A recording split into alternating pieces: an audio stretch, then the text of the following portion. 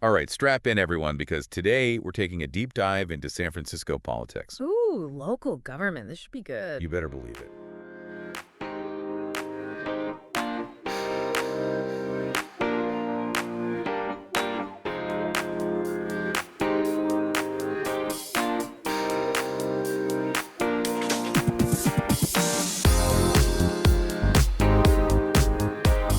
We've got a stack of meeting minutes from the San Francisco Board of Supervisors, February 6th, 13th, and 27th, to be precise. Now, meeting minutes, those don't exactly scream edge of your seat excitement. Yeah, I hear you.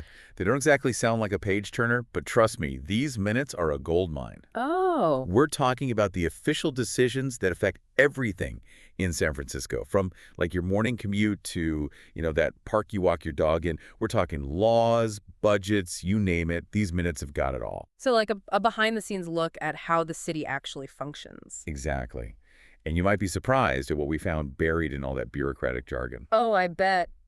Lay it on me. What kind of juicy tidbits did you uncover? Well, first things first, all 11 supervisors were there. Chan, Dorsey, Ingardio, the whole gang. So every single decision they made in these meetings has ripple effects throughout the entire city. You got it. Every single one. So let's jump right into the first meeting from February 6th, shall we? Right off the bat, we dove into a sea of committees. Committees. Let me guess. Supervisors love their committees. Seems like it. Yeah. Apparently, that's where a lot of the initial debate and discussion goes down before it hits the full board. But then things took an interesting turn. We came across this grant for over $1 million. $1 million, that's no small change. Who got that hefty sum? The Office of the Chief Medical Examiner. Interesting. What was it for? And this is where it gets intriguing. Overdose prevention. Now, that seems a little odd. Why is the medical examiner involved in preventing overdoses? That's not usually in their wheelhouse, is it? Exactly. And that's what caught our attention. So what's the connection? Well, the medical examiner investigates suspicious deaths, right? And unfortunately, that includes overdoses, which sadly are a growing problem in San Francisco. Ah, I see. So this funding likely supports their investigations into these tragic cases, shedding light on the severity of the opioid crisis in the city. Precisely. It's a stark reminder that behind all these, seemingly boring meeting minutes, there are real-life issues affecting real people. Absolutely. It gives you a new perspective, doesn't it? But $1 million for the medical examiner, that makes you wonder what else is going on with the city's budget. Well, about that. Prepare to be amazed. We stumbled upon this little line item about the appropriation reserve. Appropriation reserve. Sounds ominous. It gets better. This line item casually mentions a whopping $48 million. Whoa, hold on. $48 million. That's like finding a winning lottery ticket tucked away in a drawer. What's the deal with that? Right. It's like they found a secret stash of cash and are trying to quietly slip it into the budget. Now, I'm no expert, but $48 million doesn't just appear out of thin air. There's got to be a story there. Oh, there definitely is. But we're going to dive into that rabbit hole right after a quick break. Stay tuned. All right, so we're back and diving headfirst into the February 13th meeting. You'd think approving the previous meeting's minutes would be a total snooze fest. You'd think so, right? A quick formality. Exactly. But oh boy, things got a little spicy. Oh, do tell. I love a little drama in my local government. What happened? So Supervisor Walton's trying to wrap things up, get those minutes approved, and bam, someone drops a bomb. A bomb. What kind of bomb are we talking about here? Well, it turns out Supervisors Peskin and D. Walton have to recuse themselves from a vote. Whoa, hold on.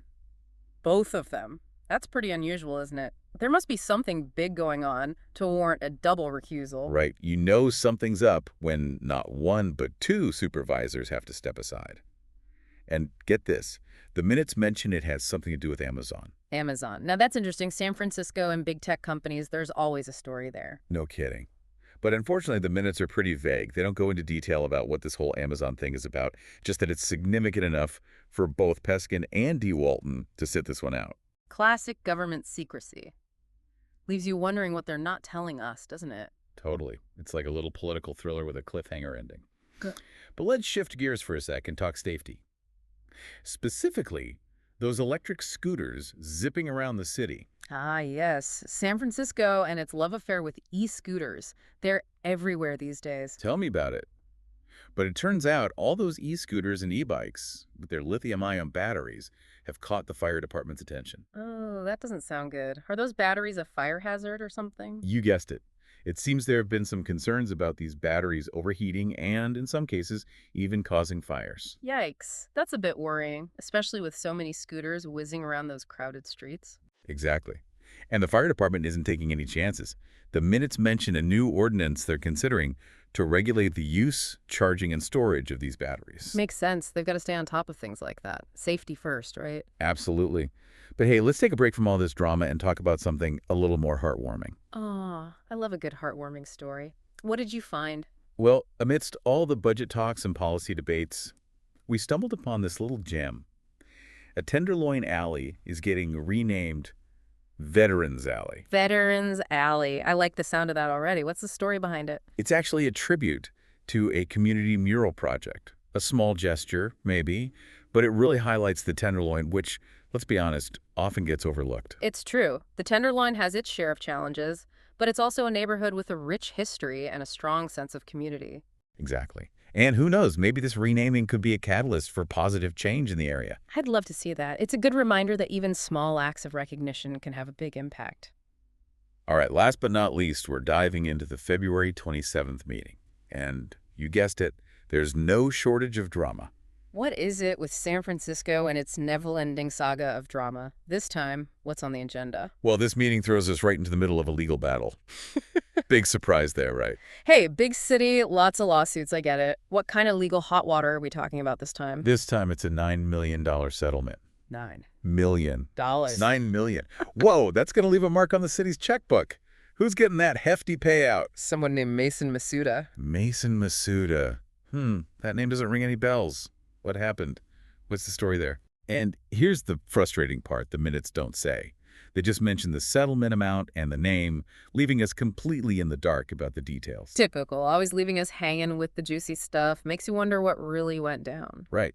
Like, is this a common thing? Does the city just shell out millions like it's nothing? It definitely raises more questions than answers. For sure. But hey, maybe it's a good thing they don't put all the nitty-gritty details in the meeting minutes. Can you imagine the lawsuits that would cause? Huh.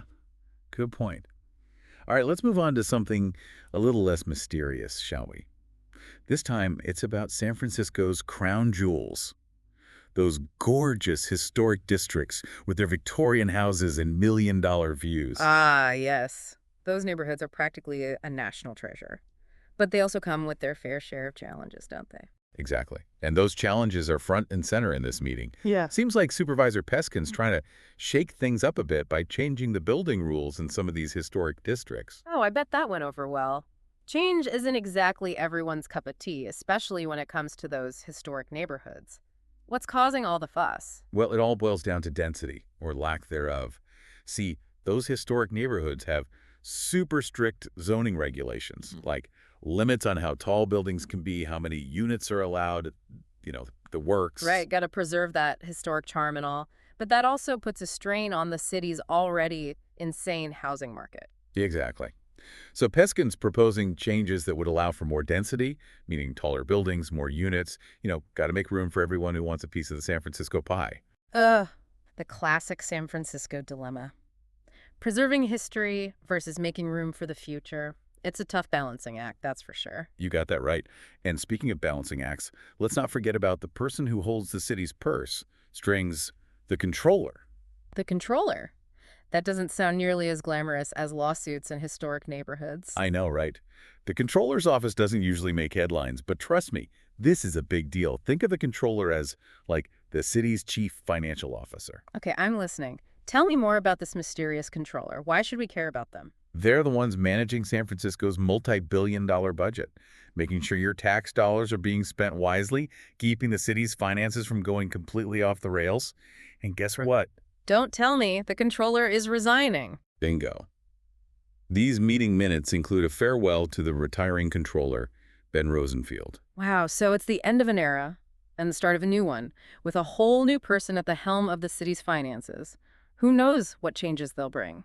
And that's a wrap on our deep dive into the sometimes thrilling, sometimes confusing, but always fascinating world of San Francisco politics, all through the lens of some seemingly ordinary meeting minutes. We've waded through budget mysteries, legal battles, housing dilemmas, and even a little touch of heartwarming community spirit. And the best part is, we've only just scratched the surface. There's a whole lot more where that came from. So, to all our listeners out there, remember, local government might seem a little dry at times, but it affects our everyday lives, sometimes in the smallest ways. So, take a peek at your own city's meeting minutes.